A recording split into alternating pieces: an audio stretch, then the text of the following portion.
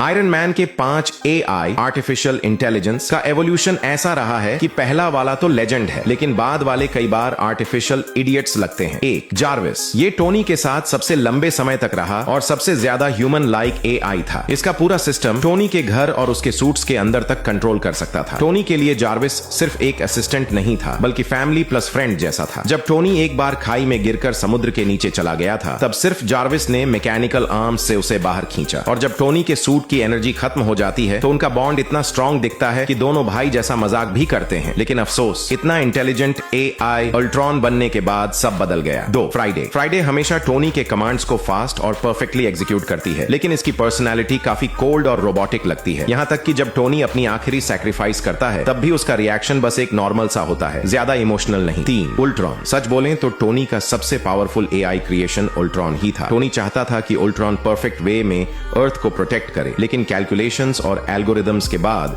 उल्ट्रॉन ने मान लिया कि अर्थ के लिए सबसे बड़ा खतरा इंसान है। यही बात टोनी की सोच के उल्टा चली गई और फिर मजबूरी में उसे डिस्ट्रॉय करना पड़ा। 4 कैरन, ये AI टोनी ने स्पाइडरमैन के सूट के लिए बनाया था। कैरन पीटर को एक केयरिंग बिग सिस्टर की तरह गाइड करती है, लेकिन इसकी एबिलिटीज लिमिटेड हैं। ये जार्विस जैसी सुपर इंटेलिजेंस तक नहीं पहुंचती। 5 ईडिथ, ये तो सबसे बड़ा आर्टिफिशियल डम सिस्टम निकला। इसके पास टोनी के पूरे स्टार्क इंडस्ट्रीज का एक्सेस था, लेकिन स्पाइडरमैन बस अपने क्लासमेट की फोटो लेना चाहता था और ईडिथ ने सीधे उस बंदे पर मिसाइल अटैक करवा दिया। अब सवाल ये है, जब आयरन मैन के सूट्स लगातार अपग्रेड होकर ज्यादा पावरफुल बनते गए, तो फिर उसके बनाए हुए AI सिस्टम्स और एनिमीज धीरे धीरे ज्यादा डम क्यों लगने लगे?